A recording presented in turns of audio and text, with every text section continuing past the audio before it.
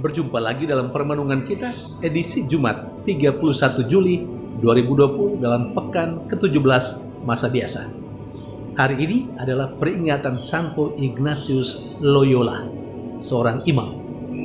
Bacaan-bacaan liturgi yang kita gunakan hari ini, bacaan yang pertama dari Nubuat Yeremia bab 26 ayat 1 sampai 9 dan bacaan Injil dari Injil Matius bab 13 ayat 54 sampai 58. Peringatan Santo Ignatius dari Loyola memberikan pemahaman kepada kita bahwa Allah bisa memakai berbagai macam kesempatan dan peristiwa dalam kehidupan manusia untuk mengubah hidup manusia dan memanggil manusia menjadi utusannya. Itu yang dialami oleh Santo Ignatius dari Loyola. Peristiwa lukanya Ignatius, peristiwa beradanya dia di rumah sakit karena luka yang dialaminya, menjadi kesempatan emas Ignatius belajar mengenal Yesus sampai akhirnya dia mengubah haluan hidupnya dari seorang militer sipil menjadi seorang tentara Yesus Kristus. Dia lalu kemudian ditabiskan menjadi imam. Saudari dan saudara yang terkasih,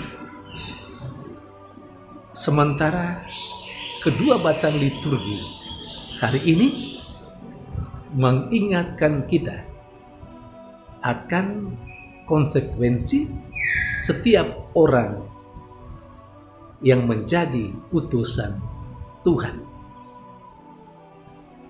Peran kenabian yang dimainkan oleh Nabi Yeremia membawa konsekuensi bagi Yeremia bahwa dia terancam akan dibunuh.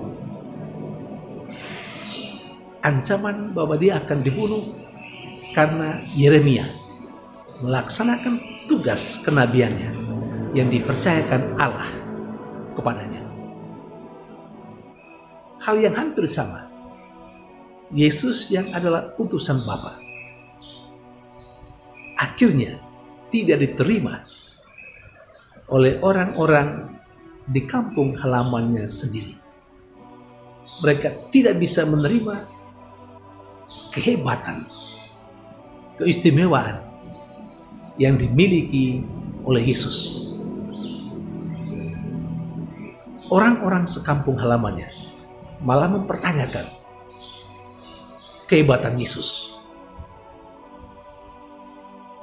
Sedikit agak melecehkan Yesus, mereka berkata, "Bukankah dia anak tukang kayu? Bukankah dia anak Maria? Bukankah dia saudara dari Yakobus?" Saudari dan saudara yang terkasih, bagi orang Yahudi rasanya tidak masuk akal orang yang datang dari keluarga yang sederhana pada akhirnya memiliki kebijaksanaan dan kehikmatan dalam berbicara seperti yang dimiliki oleh Yesus.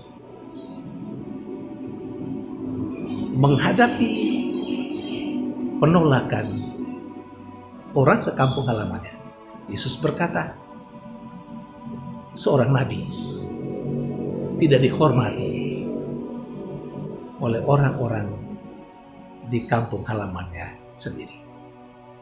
Inilah risiko peran utusan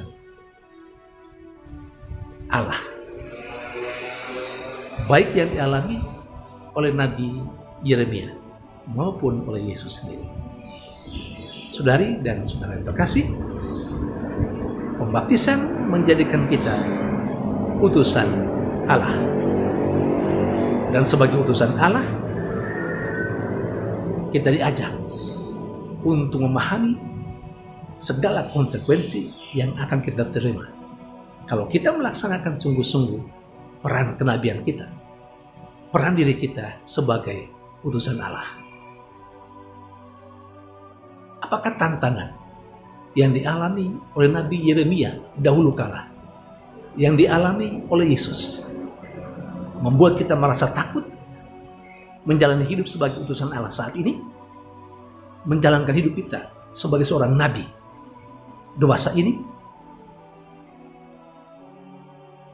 Semoga kita diberi kekuatan untuk mampu menjalani hidup kita sebagai orang-orang yang sudah dibaptis, memainkan peran kenabian kita dan memainkan peran sebagai utusan Allah dalam kehidupan kita, walaupun kita akhirnya mengalami konsekuensi karena tugas dan peranan kita itu, seperti yang dialami Yeremia dan Yesus. Tuhan memberkati dan menguatkan kita.